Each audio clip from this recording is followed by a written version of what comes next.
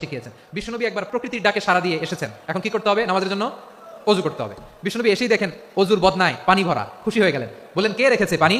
একজন বলল, আব্দুল্লাহ রেখেছে। বিশ্বনবী অত্যন্ত খুশি হলেন। খুশি হয়ে একটা দোয়া করলেন, বললেন, আল্লাহুম্মা ফাক্কিহু ফিদ্দীন ওয়া আল্লিমহু তা'ওয়ীল। আল্লাহ, তুমি আব্দুল্লাহকে দ্বীনের বুঝ দিও আর কোরআনের তাফসীর শিক্ষা দিও। বিশ্বনবীর এই দোয়া এমন লাগছে উনি রাইসুল মুফাসসিরিন, এই পৃথিবীতে যত মুফাসসির ছিল, যত মুফাসসির আসবে, সকল মুফাসসিরের সম্রাট হিসেবে স্বীকৃত হয়েছেন আব্দুল্লাহ ইবনে আব্বাস। বিশ্বনবী ওনারে আযান শিখান নাই, বিশ্বনবী ওনারে ল্যাঙ্গুয়েজ শিখান নাই, বিশ্বনবী ওনারে অ্যাম্বাসেডর বানান নাই, হাতে কলমে শিক্ষা দিয়েছেন। ছোট মানুষ বিশ্বনবী ইন্তেকাল করলেন। আবু বকরের সময় গেল, ওমরে ফারুকের খেলাফত, তখনও তিনি তরুণ। ওমরে ফারুক রাদিয়াল্লাহু তাআলা আনহু ওনার ক্যাবিনেট মিনিস্ট্রির বৈঠকে এই আব্দুল্লাহ ইবনে আব্বাসকে পাশ দিয়ে বসায় রাখতেন। বয়স্ক সাহাবারা এটা পছন্দ করতো না। তারা বলতো, ঘটনা কি? আব্দুল্লাহর মতো ছেলে নাতি আমাদের আছে, এরা কেন রাখে ওমরে ফারুক? ওমরে ফারুক এটা টের পেলেন। তিনি বুঝতে পারলেন যে ক্যাবিনেট মেম্বাররা এটা পছন্দ করে না, ছোট আব্দুল্লাহরা কেন রাখি, কেন যে রাখি, এটা একদিন বুঝাবো। একদিন মিটিংয়ে তিনি সবাইকে বললেন, ইদা জাআ নাসরুল্লাহি ওয়াল ফাতহ। এই আয়াত দ্বারা উদ্দেশ্য কি বলেন তো মুরব্বী সাহাবীরা? এক সাহাবী বলেন, এই সূরা দ্বারা উদ্দেশ্য, আল্লাহ বলেছেন আমাদেরকে বিভিন্ন ল্যান্ড, বিভিন্ন এলাকা বিজয় করতে হবে। ওমরে ফারুক বললেন, না, হয়নি। আরেকজন বললেন, বিজয় হওয়ার পর আমাদের বেশি বেশি আল্লাহর বরত্বের ঘোষণা দিতে হবে, এটা উদ্দেশ্য।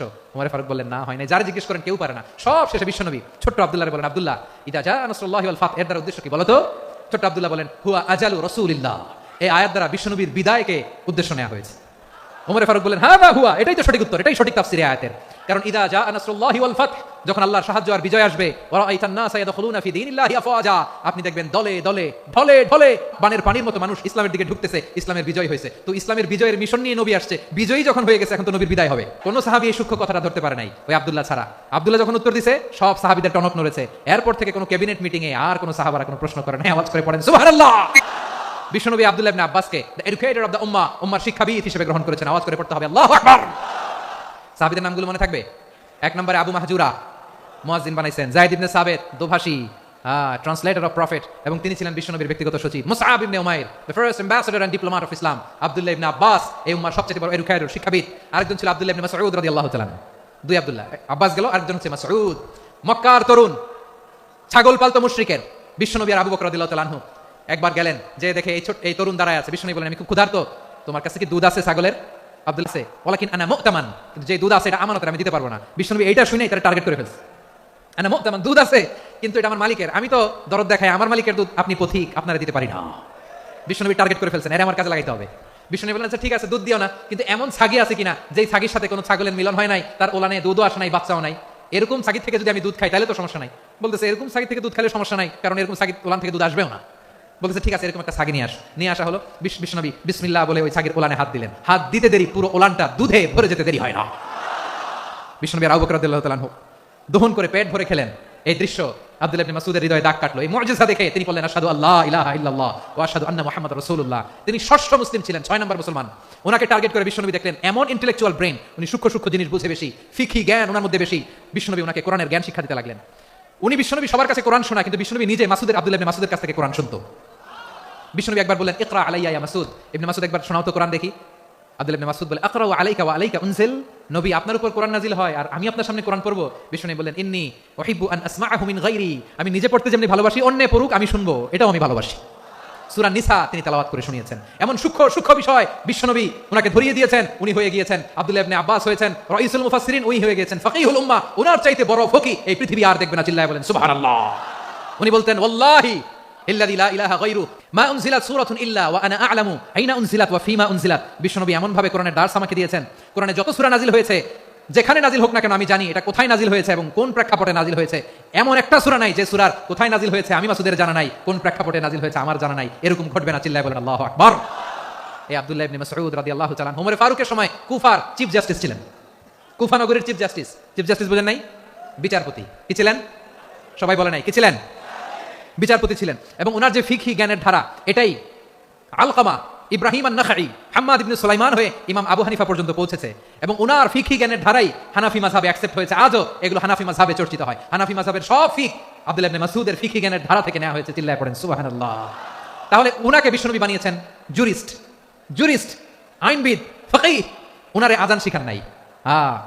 হিউম্যান রিসোর্স ডেভেলপমেন্ট কিভাবে করবেন, মানব সম্পদের উন্নয়ন কিভাবে করতে হয়, কিভাবে যার যেখানে প্রতিভা কাজে লাগাতে হয় উনি দেখিয়েছেন। সুবহানাল্লাহ পড়বেন না? খালিদ বিন ওয়ালিদ কি ছিলেন? বীর যোদ্ধা। কিন্তু তিনি ইসলাম ধর্ম গ্রহণ করেছেন অনেক দেরিতে, 8ম হিজরিতে।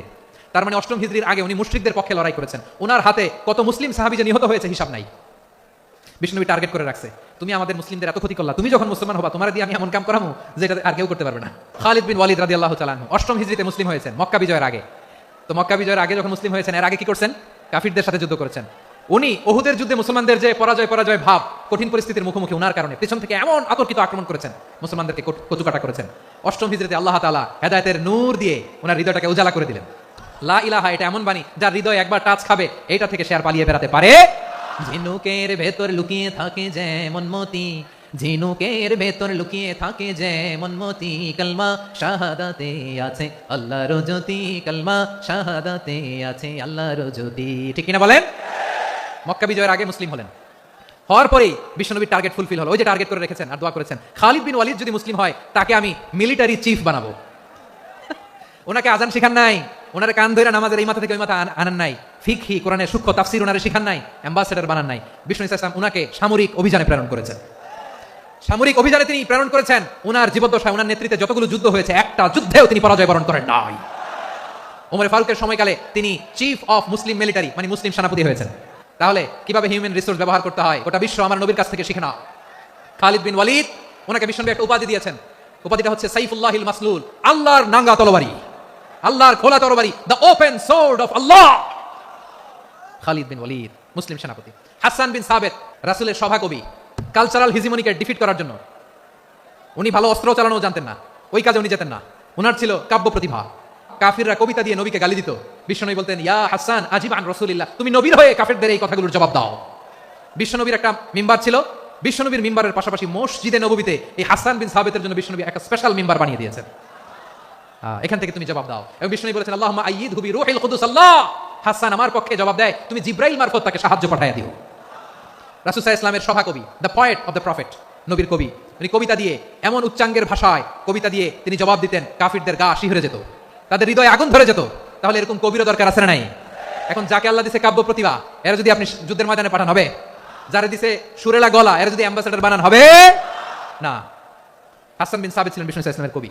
হুযাইফা ইবনুল ইয়ামান বিশ্বনবীর গোয়েন্দা বিভাগের প্রধান। কিসের প্রধান? হুযাইফা ইবনুল ইয়ামান, ওনার ছিল ডিটেকটিভ মাইন্ড, গোয়েন্দা বিভাগের প্রধান। এবং উনি হচ্ছেন সাহিবু সিররি রাসূলিল্লাহ, রাসূল সাল্লাল্লাহু আলাইহি ওয়াসাল্লামের গোপন তথ্যের ধারক বাহক। নবীর যেই কথা কেউ জানে না, সব হুযাইফার পেটের ভিতরে ছিল। সুবহানাল্লাহ পড়েন। মদিনার যত ইহুদিদের একটা লিস্ট ছিল, এই লিস্ট শুধু 2 জন জানতো, বিশ্বনবী আর হুযাইফা। গোয়েন্দা বিভাগের হেড ছিল। খন্দকের যুদ্ধে প্রচন্ড আজকের মতো শৈত্য প্রবাহ, মাটি খনন করতে করতে সাহাবীদের পেটে ক্ষুধা নাই, দাঁড়াইতে পারে না নামাজের জন্য, এত ক্লান্ত, ক্লান্ত শ্রান্ত। বিশ্বনবী বলেন, কে আছো এই কঠিন শীত, এই ভয় আর ক্ষুধার মধ্যেও খন্দকের পরীক্ষার টপকে শত্রু শিবিরে যে আমাকে তথ্য দিবা, কে আছো? কারো গায়ে শক্তিই নাই যে দাঁড়াবে, কেউ দাঁড়ায় না। বিশ্বনবী তখন নিজে হুযাইফাকে ডাক দিলেন, হুযাইফা, যে আমাকে আজকে শত্রু শিবিরের তথ্য এনে দিবে, সে জান্নাতে আমার মোরাফাকা, আমার সঙ্গী হবে। হুযাইফা রাদিয়াল্লাহু ইবনুল ইয়ামান জীবনের ঝুঁকি নিয়ে এই ক্ষুধা, শৈত্য প্রবাহ, কোল্ড ওয়েভসকে উপেক্ষা করে পরীক্ষা টপকে শত্রু শিবিরে যে সবার কথাগুলো চুপে চুপে শুনে বিশ্বনবীর দরবারে এসে গোয়েন্দাদের মতো তথ্য সরবরাহ করেছে। বিশ্বনবীর গোয়েন্দা বিভাগের প্রধান হুযাইফা ইবনুল ইয়ামান ইন্টেলিজেন্স বিভাগ চালাতেন। মুনাফিকদের নাম ওনার কাছে ছিল। মুআয ইবনে জাবাল মদিনা রাষ্ট্রের সবচেয়ে সিনিয়র আমলা ছিলেন। আমলাতন্ত্র চিনেন তো? প্রশাসনিক কাজ যারা চালায়, অ্যাডমিনিস্ট্রেশন বোঝেন না? The department of administration. মদিনার রাষ্ট্রের সিনিয়র আমলা মুআয ইবনে জাবাল মুতাখাসসিসুন ফিল হালালি ওয়াল হারাম, হালাল হারামের স্পেশালিস্ট ছিলেন। বিশ্বনবী উনাকে ইয়ামানের গভর্নর করে পাঠিয়েছেন। বলেছেন, ইন্নাকা তা'তি কওমান আহলা কিতাব, এমন গোষ্ঠীর কাছে যাবা ইহুদি নাসারা, আগে শাহাদা পড়লে এরপরে নামাজের দাওয়াত দিও, নামাজ পড়লে যাকাতের দাওয়াত দিও। গভর্নরের অ্যাটিটিউড যেমন থাকে তেমন অ্যাটিটিউড ধরে রেখো। সুবহানাল্লাহ পড়েন। তাহলে মুআয ইবনে জাবালকে দিয়ে বিশ্বনবী কবিতা লেখায় নাই, চিঠি লেখায় নাই, আজান দেওয়ায় নাই। সুবহানাল্লাহ পড়বেন না? সব শেষ সাহাবী বলি আবু হুরায়রা রাদিয়াল্লাহু তাআলা আনহু, বিড়ালের বাবা, কি করতেন? খালি হাদিস মুখস্থ করতেন। উনি বলতেন, আলজামু রাসূলুল্লাহ আলা মিল ইবাতনি, আমার শুধু পেটের ক্ষুধার বন্দোবস্ত হইলে আমি নবীর সঙ্গ ছাড়তাম না। আমার আনসার সাহাবারা ক্ষেত খামারের কাজ করতো, আমার মুহাজির সাহাবারা ব্যবসা করতো, আর আমি নবীর সাথে সাথে থাকতাম। শুধু সকাল বিকাল 2 বেলা যদি আমার খাবারের বন্দোবস্ত হয়, আমি আর নবীর লক ছাড়ি না। সুবহানাল্লাহ কইবেন না? 5374টা হাদিস তিনি বর্ণনা করেছেন।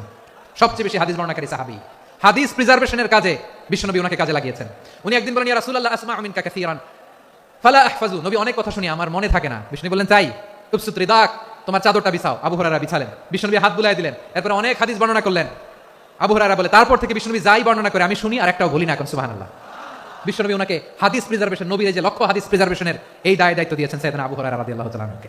প্রিয় ভাইরা, তাহলে 10 জন সাহাবীর কথা যে বললাম, আপনারা কি খেয়াল করেছেন কত বড় ট্যালেন্ট হান্টার, চৌকস ট্যালেন্ট হান্টার ছিল আমার নবী। এক একজনের এক এক ট্যালেন্ট, এক এক কাজে অ্যাসাইন করেছেন, এক একজনকে এক এক দায়িত্ব দিয়েছেন। এক একজনের প্রতিভাকে এক একভাবে বিকশিত হওয়ার সুযোগ দিয়েছেন। আওয়াজ করে বলেন ঠিক কি না?